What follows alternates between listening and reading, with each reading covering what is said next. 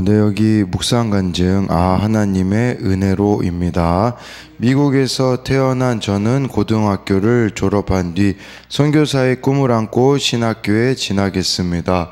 그리고 그곳에서 아내를 만나 결혼도 했습니다.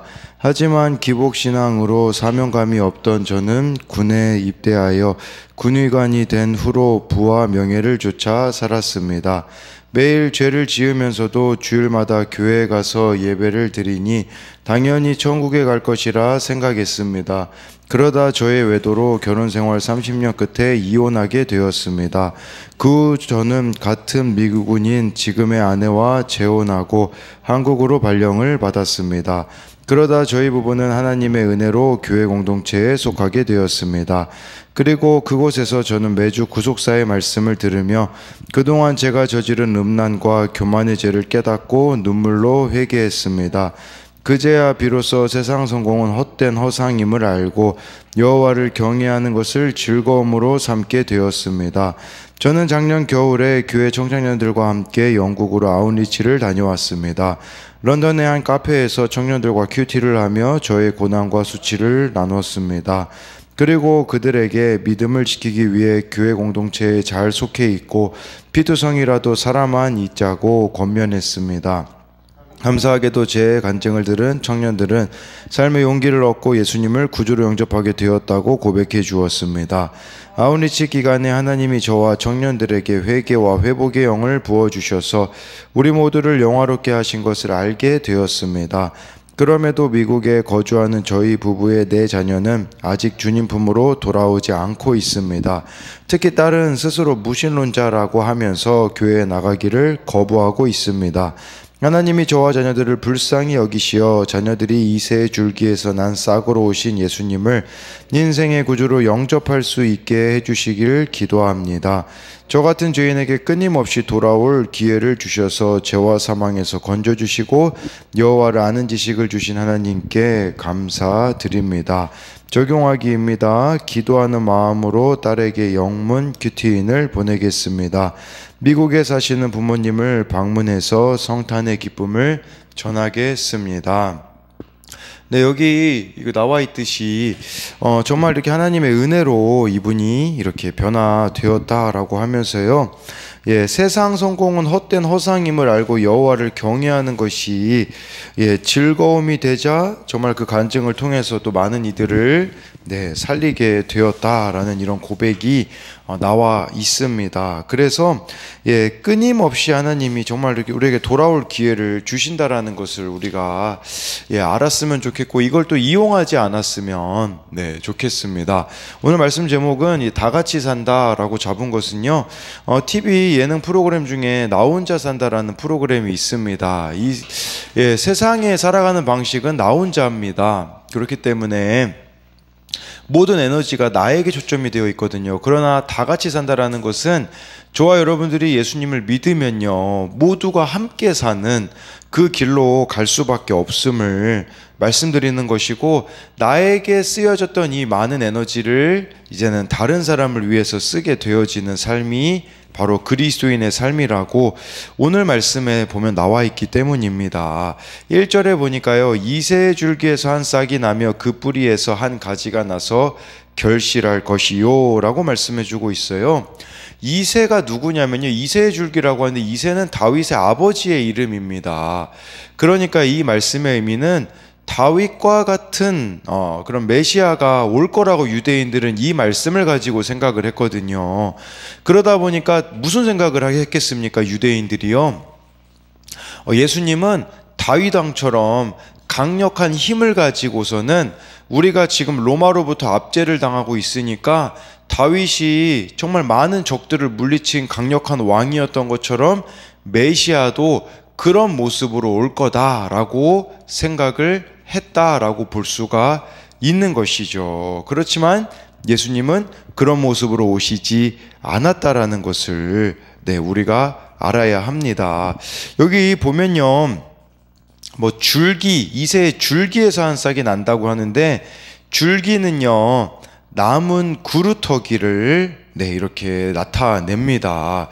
예, 우리 인생이 정말 밑동 잘린 구루터기와 같은 인생이 아니겠습니까? 이게 무엇을 말하는 거냐면, 이 구루터기는요, 사실 거의 망한 것 같고 멸망하고 더 이상 살아갈 힘이 없는 그런 인생이라고 볼 수 있지 않겠습니까?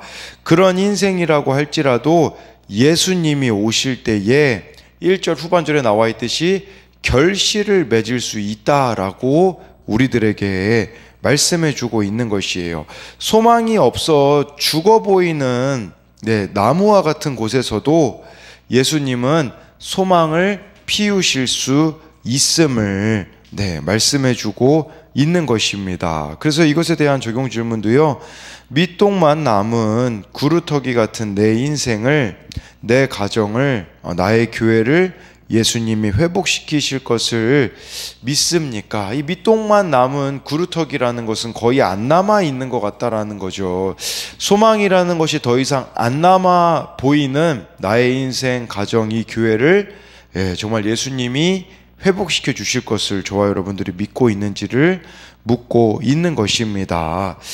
그래서 2절에 보니까요, 그의 위에 여호와의 영 곧 지혜와 총명의 영이요 모략과 재능의 영이요 지식과 여호와를 경외하는 영이 강림하시리니 라고 해서요, 여호와의 영이 성령 아니겠습니까? 예수님께 성령이 내렸잖아요. 그래서 요단강에서 세례를 받으실 때 예수님께서 이렇게 성령이 비둘기같이 임하는 그런 내용들을 복음서에서 볼 수 있는데, 이 성령은 지혜와 총명의 영이다 라고 이렇게 말씀해주고 있습니다. 그러니까 우리에게 지혜를 주고 참 총명을 가져다 주는데, 대표적으로 하나님께 지혜를 받았던, 또 이렇게 듣는 마음을 구했던 우리 솔로몬을 또 생각해 볼 수가 있겠죠.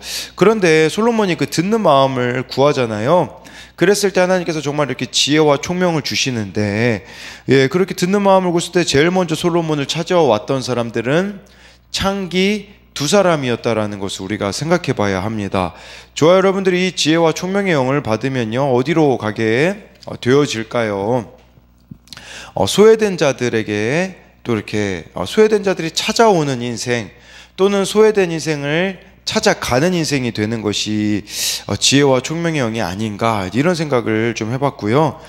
그리고 여기 또 모략과 재능의 영이다라는 것은, 이것은 어떻게 보면은 모략, 이게 둘 다 전쟁 능력이라고 볼 수 있거든요.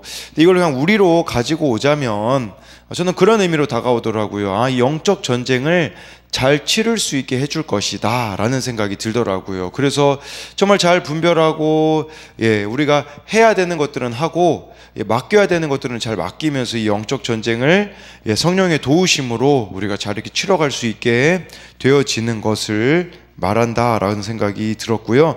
또 지식과 여호와를 경외하는 영이라고 이렇게 표현해 주고 있는데요. 이것은 바로 하나님 중심의 신앙이다라고 볼 수가 있는 것입니다. 그래서 하나님을 경외하고 하나님의 의지에 따라서 다스리는 이 성령의, 이러한 성령의 도우심으로 예수님께서 이 땅에서 사셨던 것처럼, 그 예수님을 믿는다면 우리에게도 성령이 임하시잖아요. 그렇다면 우리도 동일하게 이 길을 또 걸어가야 한다라는 것이에요. 그래서 이것에 대한 적용 질문도요, 내 힘으로는 안 되지만 성령의 도우심을 구할 때 가능해지는 것은 무엇입니까? 정말 이 여호와의 영이 이것을 가능하게 하잖아요. 우리도요, 내 힘으로는 안 되지만 저와 여러분들이 성령의 도우심을 구할 때는 가능해지는 게 무엇이 있는가를 한번 생각해 봐야 합니다. 3절에 그가 여호와를 경외함으로 즐거움을 삼을 것이며 그의 눈에 보이는 대로 심판하지 아니하며 그의 귀에 들리는 대로 판단하지 아니하며, 우리의 모습은 어떻습니까? 여호와를 경외함으로 즐거움을 삼고 있습니까? 그러니까 하나님을 경외하는 게 나의 즐거움이 되고 있느냐라는 거예요. 예수님은 하나님을 경외하는 게 즐거움이었다라는 것을 말씀해 주고 있는 거죠. 여러분, 사랑이라는 것이 극대화되면 경외함이 된다라는 것을 아셔야 됩니다. 그러니까 이 경외함이라는 것은 내가 이런 두려움으로 사랑한다라는 거거든요. 이거는 그냥 막 두려워한다라는 그런 의미보다는요, 정말 상대방을 사랑하기 때문에 나오는 모습이다라고 볼 수 있는데, 예수님이 바로 그러셨다라는 것을 이렇게 말씀해주고 있어요. 그랬을 때 예수님이 어떻게 하셨습니까? 여기 보니까 하나님 자체가 즐거움이셨고 눈에 보이는 대로 심판하지 않았대요. 귀에 들리는 대로 판단하지 않았다라는 것이죠. 근데 우리는 어떻습니까? 눈에 보이는 대로 심판을 내리잖아요. 뭐 사람들에 대해서도 그냥 내가 그냥 내 눈에 보이는 대로 어떤 이렇게 심판을 내려서 저 사람은 안 되겠다 라고 우리가 그냥 딱 단절 짓고 손절한다고 하죠. 요새 쓰는 표현으로는요. 또 그의 귀에 들리는 대로 우리는 판단하지 않습니까? 그냥 내가 듣고 싶은 것만 듣는 거예요. 그래서 듣고 싶은 말만 들으려고 하는 거고, 사실 여부도 안 따지고 우리가 그냥 듣는 말을 가지고 얼마나 또 많은 판단을 내립니까? 근데 예수님은 그렇게 하시지 않는다라는 것을 말씀해주고 있는 것이에요. 그렇다면 우리는 어떻게 심판하고 판단해야겠습니까? 우리는 정말 말씀대로 보고 들어야 된다라는 것을 또 이걸 통해서 봐야 합니다. 그래서 이것에 대한 적용은요, 무엇이 나의 즐거움이 되고 있습니까? 여호와를 경외함이 즐거움입니까? 정말 여러분들의 즐거움은 무엇이냐라는 거예요. 예수님의 즐거움은요, 이 말씀에 나와 있듯이 여호와를 경외하는 것이라고 하였거든요. 우리도 과연 그런가? 이걸 돌아봐야겠죠. 나는 눈에 보이는 대로 심판하고 귀에 들리는 대로 판단하지 않습니까? 아니면 말씀대로 믿고 살고 누리고 있습니까? 저와 여러분들의 판단, 심판 이런 것에 내가 기준인가 아니면 말씀이 기준인가를 저와 여러분들에게 묻고 있는 질문이라고 볼 수가 있습니다. 4절에요. 공의로 가난한 자를 심판하며 정직으로 세상의 겸손한 자를 판단할 것이며 그의 입에 막대기로 세상을 치며 그의 입술의 기운으로 악인을 죽일 것이며 라고 말씀해주고 있어요. 공의로 가난한 자를 심판하고 정직으로 세상의 겸손한 자를 판단할 것이라는 것은 예수님께서는 이러한 자들을 이렇게 가까이 한 게 아닌가, 이런 걸 생각해 볼 수 있어요. 가난한 자는 사회적으로 불리한 환경에 놓인 힘없는 자들이고요. 겸손한 자는 폭력을 행하는 자, 교만한 자와 반대되는 단어로 억압당하고 눌린 자를 뜻합니다. 이게 무슨 의미냐면 강자와 부자의 불법을 징계하고 약자와 가난한 자들의 권리를 회복시켜 주실 것이라는 것을 말씀해주고 있는 것입니다. 그러니까 이 성령이 주는 능력에 힘입어서요, 공의와 정직으로요, 사회적인 약자들을 이렇게 공정하게 재판하실 것임을 말씀해주고 있어요. 그리고요, 그의 입을 막대기로 세상을 치며 그의 입술의 기운으로 악인을 죽일 것이며 라고 해가지고요, 예수님이 하시는 말씀에는 이렇게 권위가 주어질 것임을 말씀해주고 있는 겁니다. 이게 사실 우리가 말씀을 믿는 목적과 이유가 아니겠습니까? 예수님의 그 말씀에는, 하나님이 주신 이 말씀에는 그렇게 능력이 있기 때문에 바로 이것이 이루어진다라고 할 수 있는 것이죠. 그래서 이것에 대한 적용도요, 나는 거짓을 일삼는 교만한 사람입니까? 아니면 겸손한 사람입니까?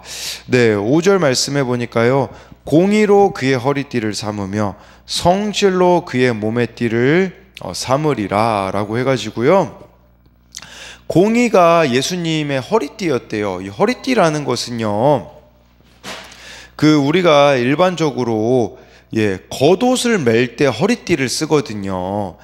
성실로 그의 몸에 띠를 띈다. 여기서 이 띠라는 것은요, 허리띠는 방금 말씀드린 것처럼 겉옷을 매는 거라면 몸에 띠는요, 속옷을 매는 띠였다고 합니다. 그렇다면 이게 무슨 말일까요?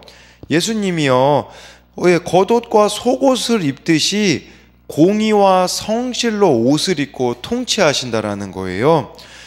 저는 이게 이렇게 다가오더라고요. 우리는 뼛속까지 죄인이잖아요. 네, 예수님은 뼛속까지 십자가셨다, 이렇게 생각하시면 되는 거예요. 이 공의와 성실로 예수님이 이루신 게 무엇이죠? 십자가잖아요. 이 공의와 예수님의 성실이 가장 극적으로 드러난 거. 이 공의라는 것은 공평함, 성실은요 거짓 없는 진실함을 뜻하거든요. 바로 이 공의와 성실이 극적으로 드러난 곳이 예수님의 십자가였다라는 거예요. 그렇다면 저와 여러분들이 어때야겠습니까? 우리도 뼛속까지 십자가가 되어져야 한다라는 것입니다. 그래서 이 5절에 대한 적용으로는요, 공의와 성실로 나를 구원하신 예수님을 따라서 내가 져야 하는 십자가는 무엇입니까? 저와 여러분들이 십자가를 질 때 어떤 일이 벌어질까요? 6절에서 8절에 그 답이 나와 있습니다. 그때의 이리가 어린 양과 함께 살며 표범이 어린 염소와 함께 누우며 송아지와 어린 사자와 살찐 짐승이 함께 있어 어린 아이에게 끌리며 암소와 곰이 함께 먹으며 그것들의 새끼가 함께 엎드리며 사자가 소처럼 풀을 먹을 것이며 젖먹는 아이가 독사의 구멍에서 장난하며 젖된 어린아이가 독사의 굴에 손을 넣을 것이라 라고 말씀해 주고 있어요. 이것이 바로 예수님이 다스리시는 나라예요. 어떤 나라입니까? 이리와 어린 양이 함께 사는 겁니다. 표범과 어린 염소가 함께 눕는 곳이고요, 송아지와 사자와 살찐 짐승이 함께 있고, 거기 어린아이까지 있게 되어지는 거죠. 네, 그리고 7절에 암소와 곰이 함께 먹으며 사자가 소처럼 풀을 먹게 될 것이고요, 8절에 젖먹는 아이가 독사의 구멍에 막 장난해도 독사가 물지 않는 이런 평화의 곳이 되어질 것임을 말씀해 주고 있어요. 적대 관계가 없어진다라는 뜻이에요. 저와 여러분들이 예수님의 십자가를 지는 삶을 살아가면 어떻게 되냐? 적대 관계가 사라지게 되어야 된다라는 뜻이에요. 내가 정말 원수처럼 여겼던 그 대상과 손을 잡는 거, 이게 바로 하나님의 다스림을 받는 모습이라고 볼 수가 있는 것이에요. 즉 파괴된 창조 질서가 회복되어지는 것이죠. 그러면서 모든 피조물이 함께 평화롭게 사는 곳이 될 수 있다라는 것이죠. 저와 여러분들이 이처럼 예수님의 다스림을 받는다면요, 저는 이 말씀이 그렇게 다가오더라고요. 예수님의 다스림을 받는 곳은 천국이 되는 거구나, 이런 생각을 해보게 되는 거예요. 이게 천국의 모형이라고 볼 수 있거든요. 저와 여러분들이 예수님의 정말 말씀을 따라가는 삶은요, 이처럼 천국을 누리는 삶, 천국을 만드는 삶이라는 것을 보아야 한다라는 것이에요. 그렇게 되기 위해서 우리들에게 필요한 것은 뭘까요? 바로 자기 옳고 그름을 내려놓는 게 아닐까요? 여러분, 이게 가능해지려면요, 누가 포기해야 될까요? 강한 자가 포기해야 돼요. 어린 양하고 살려면요, 이리가 포기해야 돼요. 어린 염소랑 표범이 살려면요, 표범이 포기하면 됩니다. 7절에 나와 있듯이요, 사자가 소처럼 풀을 먹으면 되고요, 젖먹는 아이 독사의 구멍에 손 넣었을 때 독사가 물지 않으면 되거든요. 이건 무슨 말이냐면 정말 어떻게 보면 강하다라고 여겨지는 그 대상들이 희생하며 섬기며 나아갈 때에 바로 그곳 가운데 하나님의 다스림이 이루어진다라는 거예요. 그럼 누가 강자일까요? 세상에서 말하는 능력이 경제적으로 부유하고 능력이 있는 사람이 강자일까요? 아닙니다. 여러분, 내가 죄인임을 깨닫는 사람이 강자입니다. 내가 죄인임을 깨닫는 사람이요, 가가지고 어린 양과 함께 사는 거예요. 내가 죄인임을 깨닫는 사람이요, 이런 고백을 어린 양에게 하는 거죠. 예를 들어 이리와 어린 양으로 둔다면, 이리가 죄를 깨달아가지고 어린 양에게 당신이 나보다 옳습니다, 이 고백을 하면 그곳이 천국이 되어지지 않을까요? 정말 가정에서도 마찬가지겠죠. 배우자에게, 내 죄를 깨닫는 배우자가요, 깨닫지 못하고 있는 배우자에게 당신이 나보다 옳습니다라고 고백하며 나아갈 때에 그곳은 천국이 될 수가 있다라는 것이에요. 그래서 나의 옳고 그름을 내려놓고 저와 여러분들에게 필요한 것은 하나님의 오르심을 인정하며 나아가는 것밖에 없다라는 것을 아셔야 합니다. 그래서 이것에 대한 적용 질문은요, 내가 하나님의 다스림을 받음으로써 회복해야 하는 곳 또는 회복해야 하는 관계는 무엇입니까? 내가 정말 이 하나님의 다스림을 받을 때 회복되어져야 되는 곳이 어디냐라는 거예요. 뭐 가정이 될 수도 있겠고요. 관계라는 것은 지금 어긋나 있는 관계들이 있잖아요. 원수 관계도 우리가 이렇게 생각해 봐야겠죠. 하나님의 원수였던 나와 함께 하신 주님의 사랑을 생각하며 내가 용서하고 함께 해야 할 가족이나 이웃은 누구입니까? 9절 말씀에요. 내 거룩한 삶 모든 곳에서 해됨도 없고 상함도 없을 것이니 이는 물이 바다를 덮은 같이 여호와를 아는 지식이 세상에 충만할 것임이니라 라고 말씀해 주고 있어요. 예수님이 오셔서 이 땅을 다스리게 되어지면요, 해됨도 없고 상함도 없을 거래요. 무슨 말일까요? 다른 사람을 해치는 일도 없고 다른 사람에게 상처받는 일도 없다라는 것입니다. 이게 저는 그런 의미로 다가오더라고요. 예수님 안에서는 회복이 이루어진다라는 것이에요. 여러분, 사실 우리가 상처받을 일이 없습니까? 얼마나 많아요, 상처받을 일이. 그러나 정말 저와 여러분들이 예수님의 다스림을 받는다면 상함도 없다라는 것을 보아야 합니다. 그래서 이는 물이 바다를 덮은 같이 여호와라는 지식이 세상에 충만할 거래요. 하나님을 아는 자들이 많아질 거다라는 의미인 거죠. 예수님을 믿고 천국 소망을 품으며 살아가는 사람들이 많아지게 될 거라는 거예요. 누구를 통해서요?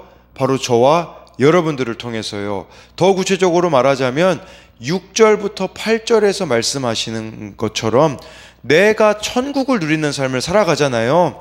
그럼 세상 사람들이 우리에게 당연히 물어볼 수밖에 없어요. 아니, 당신은 어떻게 그렇게 살아갑니까? 그때 우리는 예수님을 전하게 되어지고, 그렇게 회복된 나를 통해서 하나님을 아는 자들이 많아지는 거, 이게 바로 하나님이 또 예수님이 우리에게 원하시는 것이라는 것을 기억해야 되는 것이겠죠. 근데 지금 이 세상은 어떻습니까? 예수님은 믿을 수 있겠지만 예수님 믿는 사람들은 믿지 못하겠다라고 말하는 것이겠죠. 이게 참 아이러니 아닙니까? 저와 여러분들을 통해서 정말 여호와를 아는 지식이 세상에 충만해져야 되는데 오히려 우리가 걸림돌이자 방해물이 되지 않았는가, 이런 것들도 생각해 봐야 된다라는 것이에요. 여호와를 아는 지식이 없는 이 세상은 지금 어떻습니까? 멸망으로 치닫고 있잖아요. 이때 이 세상에서 유일하고 완전한 소망은 예수 그리스도밖에 없다라는 것을 저와 여러분들이 기억해야 된다라는 것입니다. 마지막으로 이것에 대한 적용 질문은요, 나는 예수님 안에서 참 평화를 누리며 살아갑니까? 말씀으로 여호와를 더욱 알아가고 있습니까? 라고 해가지고요. 오늘이 바로 성탄절이잖아요. 이 성탄절을 맞이하여서 저와 여러분들이 정말 성령의 도우심으로 십자가 지는 삶을 살아감으로써 내가 천국을 누리고 내가 속한 곳이 천국이 되어지고 모든 뒤틀린 이 관계들이 화해를 이루는 정말 오늘이 되기를 소망합니다.